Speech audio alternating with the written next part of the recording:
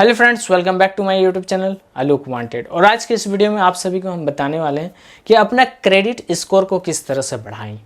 Credit score in the sense कि अगर आप लोग कहीं पे मार्केट पे जा रहे हैं तो आप लोगों का एक क्रेडिट होना चाहिए कि अगर आपके पैकेट पे मतलब पैसा नहीं है तो आप लोग सामान को परचेज कर लें और वो आपसे पैसा ना मांगे। बोलिएगा कि अरे पर्स लाने भूल गए हैं या फिर चेंज नहीं है या फिर कुछ भी ऐसा, तो वो एक भी बार ये नहीं सोचे कि तुम उसको पैसा नहीं देने वाले हो, तुम पैसा उसको ला करके दोगे। इस तरह का माइंडसेट होना चाहिए दुकानदार का। तो उस तरह का क्रेडिट स्कोर किस तरह से आप सभी को बनाना है उसी के बारे में पूरी चर्चा करेंगे इस वीडियो में। तो वीडियो को बिल्कुल लास्ट तक देखिएगा बिना स्किप किए। तो चलिए इस वीडियो को स्टार्ट करते हैं। तो देखिए, सिंपल सी बात है, चाहे आप ऑफलाइन हो चाहे आप ऑनलाइन हो, हर एक जगह क्रेडिट स्कोर चलता ही है। आप लोगों का क्रेडिट स्कोर ज़बरदस्त होने से सामान परचेज कर लीजिए, लेटर पे का ऑप्शन आता है। और रही बात क्रेडिट स्कोर बनता कैसे है, तो सिंपल से एग्जांपल से हम लोग समझेंगे और हो सके तो ये चीज़ को आप लोग अप्लाई कीजिएगा तो कहीं ना कहीं आप लोगों का भी क्रेडिट स्कोर बढ़ रहा होगा। सबसे आगे हम लोग बैंक से स्टार्ट करते हैं। आजकल देखते हैं ना, काफ़ी लोग यंगस्टर लोग बहुत ज़्यादा मिस्टेक करते हैं। बहुत ज़्यादा मिस्टेक कुछ इस तरह से करते हैं कि 4-5 अकाउंट खुला लेते हैं। 4-5 अकाउंट खोल लिए तो कहीं ना कहीं 4-5 अकाउंट में पैसा जा रहा है। ठीक है, जा रहा है तो अलग अलग, किसी में 50 गया, किसी में 100 गया, किसी में 200 गया, किसी में 500 गया। अब अगर आपके पास एक ही अकाउंट है तो सारा पैसा एक ही में आएगा ना, तो बैंक वाला को भी लगेगा कि नहीं, ये अच्छा मेंटेन बैलेंस को करके रखता है, इसका ट्रांजैक्शन अच्छा है। कल दिन अगर इसे हमको क्रेडिट कार्ड देना हुआ तो कोई दिक्कत नहीं है, इसका ट्रांजैक्शन अच्छा है, इसका सिविल स्कोर अच्छा है, तो इसे हम लोग क्रेडिट कार्ड दे सकते हैं। यही अगर आप लोग 5 अकाउंट में ट्रांजैक्शन कर रहे हैं, ना तो आप एक बैंक के लिए अच्छा हुए, ना तो दूसरे के लिए, ना तो तीसरे के लिए, ना तो चौथे के लिए, ना तो 5वें के लिए। किसी बैंक के लिए आप एक अच्छे कस्टमर नहीं हुए, बल्कि 5 के लिए आप एवरेज होके रह गए। यहीं पे अगर आपका एक अकाउंट रहता तो प्रॉपर हर एक चीज़, चाहे वो सैलरी आना हो या फिर EMI कटना हो या फिर मेंटेनेंस करना हो या फिर ट्रांजैक्शन करना हो, सारा कुछ एक ही अकाउंट से हो रहा होता। तो कहीं ना कहीं बैंक वाले को भी लगता है कि नहीं, ये कस्टमर अच्छा है, इसका ट्रांजैक्शन अच्छा है, इसका सिविल स्कोर अच्छा है, इसका EMI ऑन टाइम जाता है, इसका SIP ऑन टाइम कटता है, इसका सैलरी इस टाइम आता है, तो ये कहीं ना कहीं एक अच्छा कस्टमर है हम लोगों के लिए।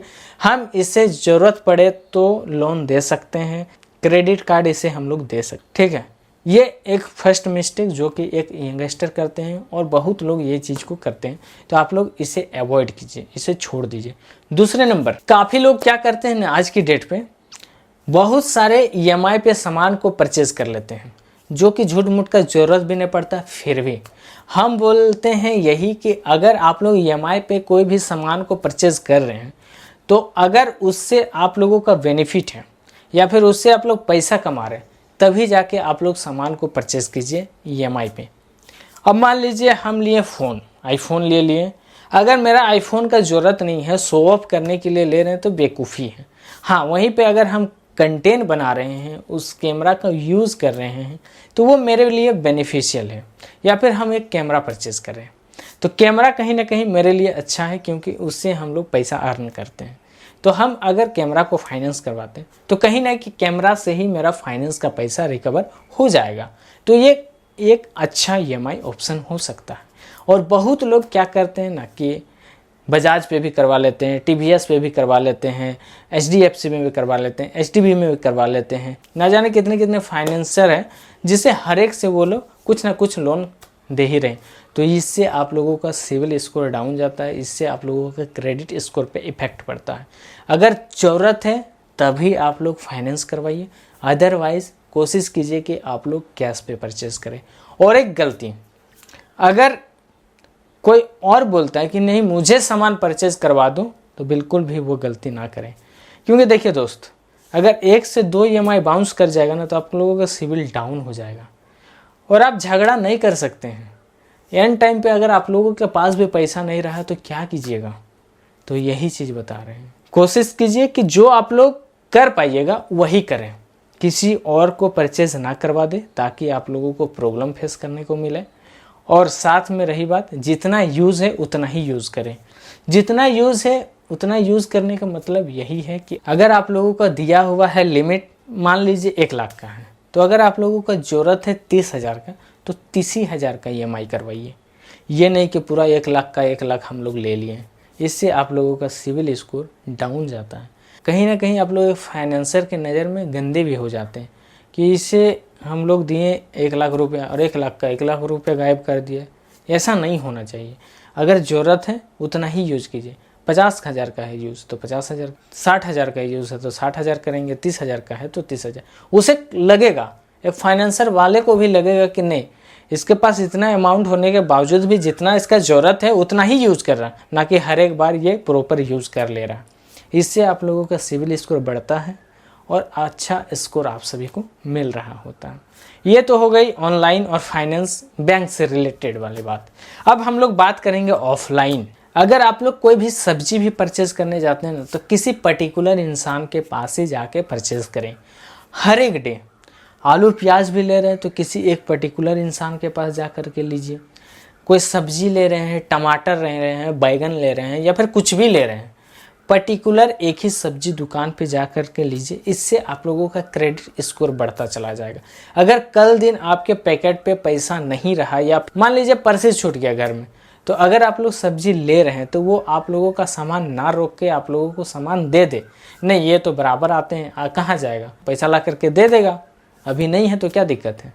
तो ये भी एक क्रेडिट स्कोर बनता है मार्केट पे ऑफलाइन के जरिए, जहाँ पे आप लोगों का ना तो पैन कार्ड ना तो आधार कार्ड मांगा जाता है। तो आप लोग इस तरह से भी अपना सिविल स्कोर को बढ़ा सकते हैं। मेरे साथ भी होता है। हाँ, रही बात कि प्राइस का, तो आप लोग प्रॉपर पता कीजिए। मार्केट में पता करना कोई गलत बात नहीं है। आप लोग चलते चलते पूछ लीजिए कि टमाटर कैसे चल रहा, आलू कैसे है, प्याज कैसे हैं, ठीक है, और लेना जाके वहीं पे है, तब जाके आप लोगों का सिविल स्कोर अच्छा होगा, चाहे वो ऑफलाइन हो चाहे वो ऑनलाइन हो।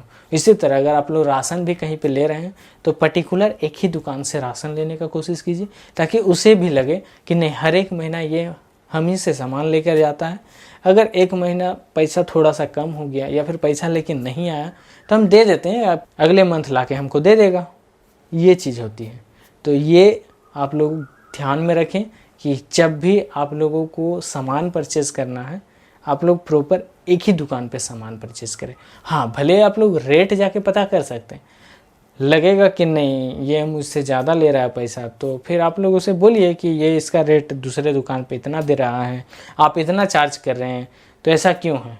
अगर लगेगा वो कम नहीं कर रहा है तो फिर आप लोग दूसरे दुकान पे स्विच कर सकते हैं, उसके लिए नो डाउट।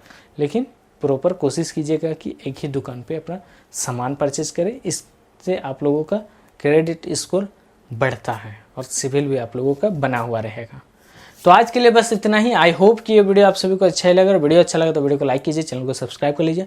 मिलते हैं आप सभी से इसी तरह के अच्छी वीडियो के साथ। अभी के लिए bye bye, have a nice day.